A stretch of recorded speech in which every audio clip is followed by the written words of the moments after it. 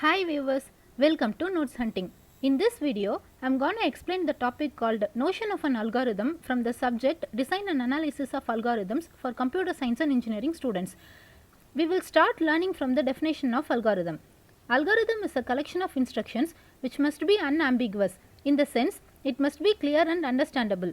These instructions are arranged in a specific order and it should produce output for a given set of inputs in a finite amount of time. The term algorithm is coined after a Persian mathematician named Al-Khwarizmi from the 9th century. Now, let us see what notion of an algorithm is. It can be easily explained through this flow diagram. The given problem statement is understood first. Then, an algorithm is created for solving the problem. The created algorithm is given to the computer in the form of a source program along with a set of inputs. Finally, result is produced as output. If the given input is invalid, then error message is evolved, else correct result will be produced. Here, we are going to see some properties of algorithm. The algorithm must be non-ambiguous, that is, each instruction should be clear and precise because it indicates the effectiveness of an algorithm.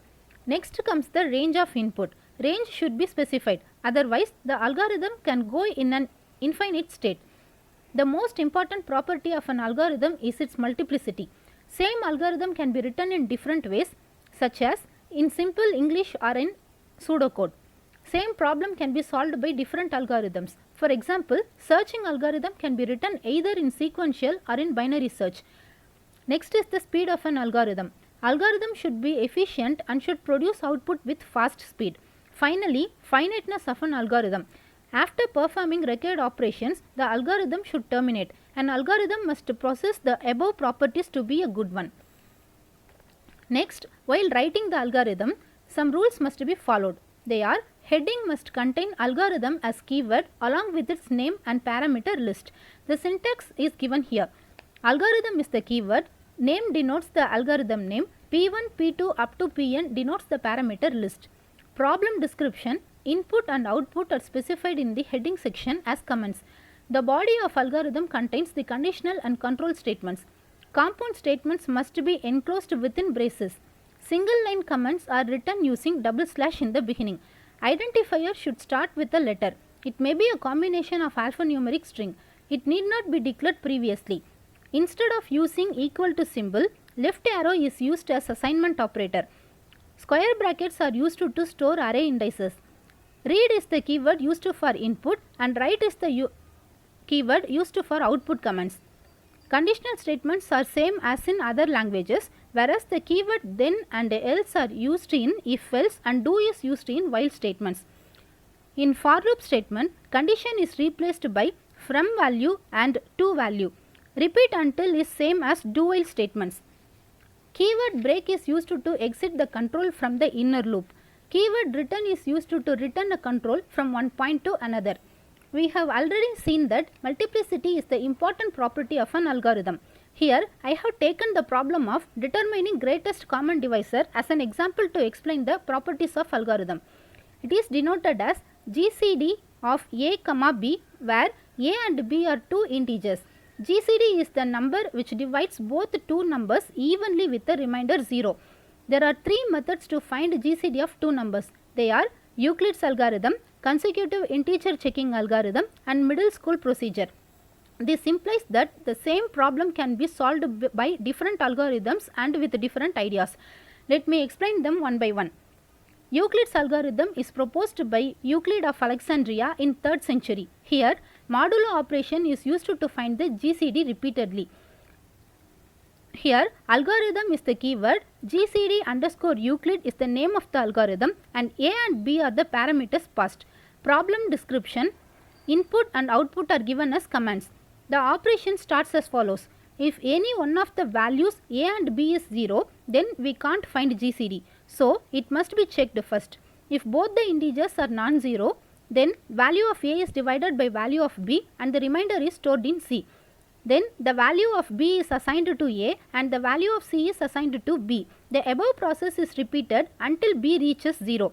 Then return the final value of A as GCD. In short, the operation of this algorithm is written as GCD of A, B is equal to GCD of B, A modulo divided by B. Next, we are going to see consecutive integer checking algorithm. Here, the minimum value of a and b is assigned to t. Then, the values of a and b are divided by t.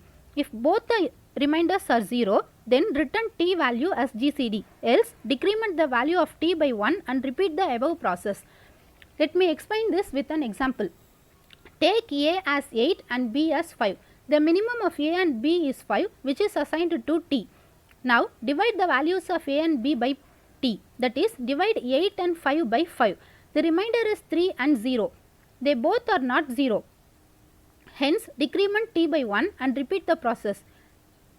When the value of t is 1, both the reminders become 0. Hence, stop the execution and declare 1 as GCD of 8 and 5. In this method, if one of the inputs is 0, then algorithm does not work correctly. This method illustrates that why it is so important to specify the set of inputs explicitly and carefully. The third method we are going to discuss should be familiar one from our schooling itself. The steps to be followed as: the prime factors of a and b must be found, their common factors are identified, finally the common factors are multiplied to get the GCD. Finding prime factors is a tedious one. It can be found by the method called Saïve-Eratosthenes algorithm. The middle school procedure is explained with an example here. We are going to find GCD of 60 and 24. Here, the factors of 60 are computed as 2, 2, 3 and 5. The factors of 24 are 2, 2, 2 and 3. The common factors are 2, 2 and 3. Their product is 12, which is concluded as GCD. Now, I am going to explain how to find prime factors with an example. The value given is taken as n, that is n is equal to 8 and its root value is calculated first. The root value of 8 is 2.828. Now, the numbers starting from 2 to n, that is to 8, are written. The first value in the list 2 is taken as starting value for k. Now, eliminate all the multiples of 2 except 2. Then, take 3 for k and eliminate all the multiples of 3 except 3. We can't continue for 5 and 7 because the value of k must not exceed the root value of n. Hence, the execution gets stopped. Finally, the elements remaining in the list 2, 3, 5 and 7 are the prime factors of 8. This middle school procedure is much more complex and very slower than Euclid's algorithm. Also, prime factorization steps are not defined unambiguously, so it is not followed nowadays. Even though majority of algorithms are implemented as computer programs, they do not deal with mathematical problems at all. So, exploring the ubiquity of algorithm in today's world will strengthen your resolving ability in future mathematical problems also. Thank you for watching this video. If you need any lectures in the subjects of environmental science and engineering, chemistry and computer science and engineering, please comment us. If you felt that this video is useful and you liked it, then please subscribe our channel and don't forget to press the bell icon to get notifications for latest uploads. Bye.